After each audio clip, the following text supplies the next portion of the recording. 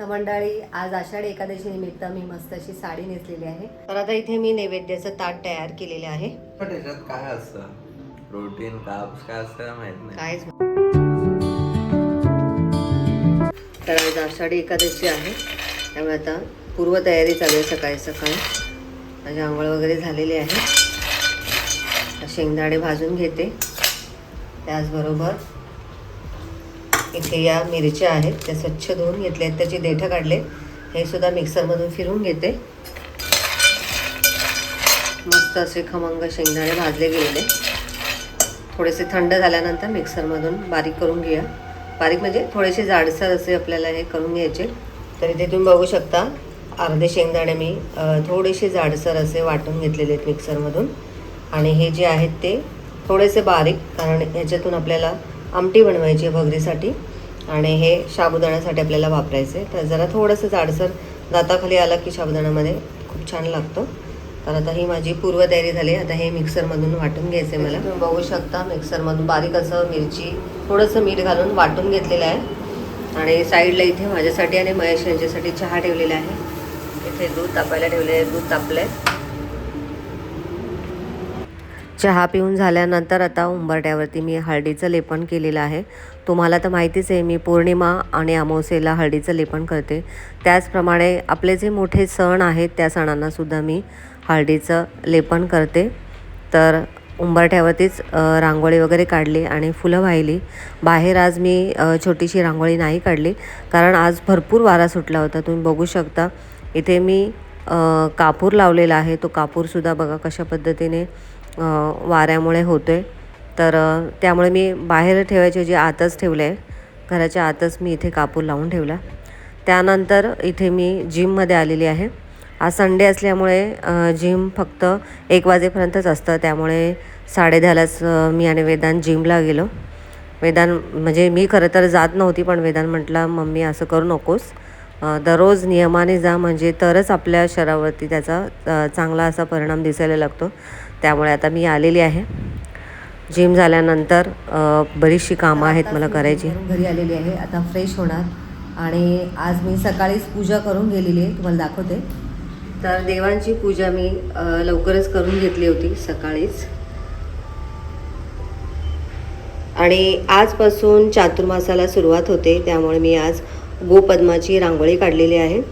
म्हणजे आता 4 महिने आपल्याला ही गोपद्माची 33 गोपद्माची रांगोळी काढायची आहे.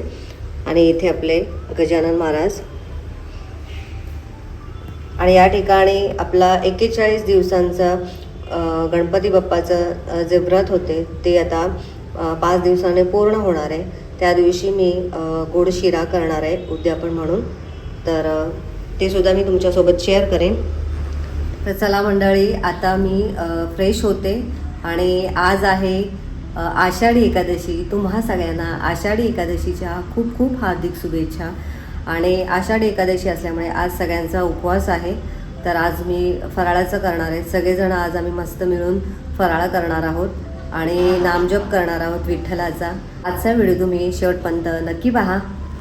तर मंडळी, आज आषाढी एकादशी निमित्त मी मस्त अशी साडी नेसलेली आहे. आणि आता फराळाचं करायला घेते. सुरुवातीला इथे मी भगर भाजून घेते.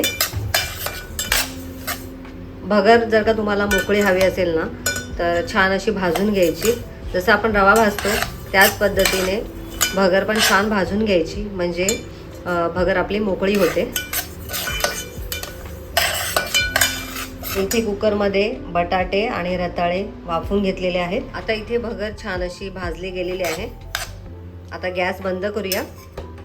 आणि आता ही भगर मला स्वच्छ पाण्याने म्हणजे 2 पाण्याने धुवून घ्यायची आहे. आता ही भगर मी पाण्यामध्ये ओतलेली आहे. आता 2 पाण्याने मी हे स्वच्छ धुवून घेते. आता इथे भगर मी 2 ते 3 पाण्याने स्वच्छ धुवून घेतली. त्यानंतर पुरेसं पाणी घातलेलं आहे. आणि आता यामध्ये मीठ घालायचंय. चवीनुसार मीठ घातलेलं आहे. आता आपण या भगरीला छान असं वाफून घेणार आहोत. तर मंडळी, इथे तुम्ही बघू शकता मस्त अशी आपली आमटी रेडी झालेली आहे. आणि इथे आपली भगर पण वाफली गेलेली आहे. बघू शकता किती पाणी शोषून घेते भगर. आणि आता आपली ही भगर चिकट पण नाही होणार, एकदम मोकळी मोकळी होते. मस्त मंडळी, इथे साबुदाण्याची खिचडी पण झालेली आहे. आज मी कुकरमध्ये बनवलेली आहे कारण भांडी कमी पडते. त्या साईडला मस्त अशी बटाट्याची भाजी बनवलेली आहे. आज बटाटे आणि रताळे जरा जास्त शिजले गेलेले आहेत, त्यामुळे ह्याचे जरा तुकडे जास्त झालेत. तर चला मंडळी आता मी देवांना नैवेद्य दाखवते. माझा फराळ रेडी झालेला आहे. तर आता इथे मी नैवेद्याचं ताट तयार केलेलं आहे. इथे आहे भगर, आमटी, दही, बटाट्याची भाजी आणि साबुदाण्याची खिचडी. आज खिचडी जरा थोडीशी चिकट झालेली आहे कारण बटाटा जास्त वापला गेलेला आहे. तर दोन्हीकडे मी नैवेद्याचं ताट रेडी केलेलं आहे. आता तुळशीचं पान ठेवलेलं आहे.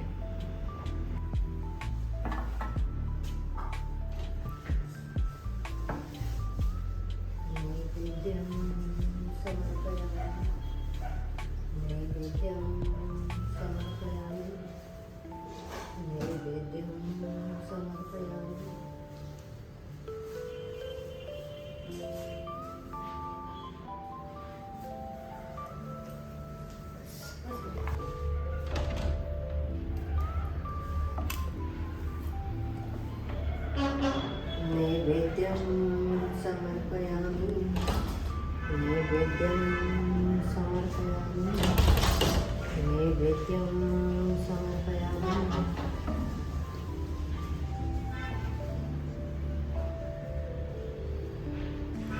तर चला मंडळी, देवांना नैवेद्य दाखवलेला आहे. आता आम्ही सगळेजण सहकुटुंब सहपरिवार फराळाचा आस्वाद घेतो. आस्वाद घेतल्यानंतर भेटू. काय चाललंय? मैदानला दिली आता गरम गरम खिचडी. आमचं पण झालेलं आहे. मी आणि महेश खाऊन घेतले कारण उद्या आम्हाला ब्लड टेस्ट करायचं आहे. किती वाजता येणार आहेत वेदांत ते? तो 6 ते 7च्या मध्ये येईल. हो काय? खूप गरम आहे. मग आता जस्ट केली आणि दिली ना तुला. आणि खूप काय? वेळ आहे याच्यामध्ये. हां, थोडंसं लिंबूने छान लागतं रे. मला पण आवडतं. सकाळी लिंबू पिळायला विसरून गेले मी हडबडीमध्ये. आणि ह्यावेळेस खिचडी गरम गरमच छान वाटते. मोकळी पण झाली आता. आता ते पाणी हां, आता पाणी बऱ्यापैकी सोक झालं ना, त्याच्यामुळे आता साबुदाणे फुगलेत.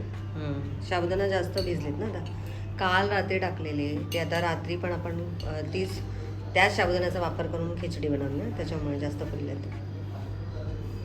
आणि काय चाललंय तुझं? छान झाले. पप्पांना पण आवडली, सकाळची पण आवडली. आता पप्पा बोलतात मला उद्या पण दे. आहे ना अजून साबुदाणा उरलाय. मला पण आवडतं, तो खूप आवडतं. जिममुळे कंट्रोल केलंय काय? खूप जणांना आवडते पण जास्त नाही खाऊ शकत आपण. महिन्यातून वर्षातून कधीतरी बरं वाटतं. पण ज्याला आवडतं तर खाऊ शकतो. हो, त्याला काय तो महिन्यातून त्याच्यात काय असतं, प्रोटीन कार्ब्स काय असतं माहित नाही. काहीच माहित नाही. खातात, पोट फुगतं त्याने बहुतेक, त्याच्यामुळेच. जास्त खाल्ल्याने पोट गॅसेस होतात त्याच्याने. साबुदाण्यामुळे गॅसेस होतात ना, म्हणून बरेच जण उपवासाला नाही खात.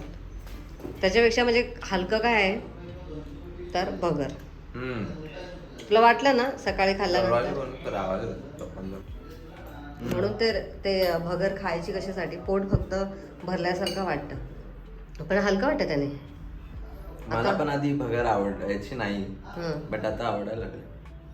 भगर आणि ती आमटी, बटाट्याची भाजी छान वाटतं. पूर्ण असं उपवास केला का वाटतच नाही, पूर्ण खाल्ल्याचा उपवास नाहीच आहे. आपण उपवास म्हणजे काय, खायचंच नाही तसं असतं ना. पण आता आपल्याला एनर्जी पाहिजे ना, संसारातली लोक आपण. संसारी माणसाला काय खाण्याशिवाय दुसरं काही सुचत नाही, बरोबर की नाही? तसा आपल्या शरीराला आराम द्यायचा असेल तर काहीच नाही खाल्लं पाहिजे, पूर्ण एम्प्टी ठेवलं पाहिजे, बरोबर ना? ॲटलिस्ट 15-16 तास तरी. रात्री लवकर जेवले काल लवकर जेवलो. आज आपण कोणी नाश्ता नव्हताच केला ना, डायरेक्ट 2 वाजता झोपलो पण 11:30. आणि आपण आज डायरेक्ट 2 वाजता केलाय फराळ. सकाळी जिमला वगैरे त्याच्यामध्ये 1-1.5 तास गेला.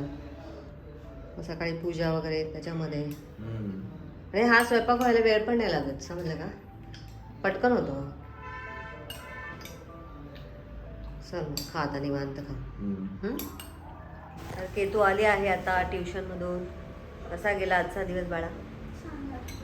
केतू बसली आता भगर खात. खिचडी खाणार आहेस? नको तुला? नवीन केली आहे, छान झाली. खा मग, ठेवली तुझ्यासाठी. दादाला तर आवडली आहेत. आणि काय? भाजी पण आहे. नाही, बटाट्याची भाजी संपली बाळा. करायची ना मस्त. आता परत बटाटे कुठे शिजवू? रात्रीचं आता कोण खाणार? तू आणि दादाच होते. आम्ही दोघांनी लवकर खाल्ले ना आज. उद्या ब्लड टेस्ट करायची आहे ना सकाळी. 6 वाजता येणार आहेत. 6 साडेसहाला येतील ना हो? आणि काय?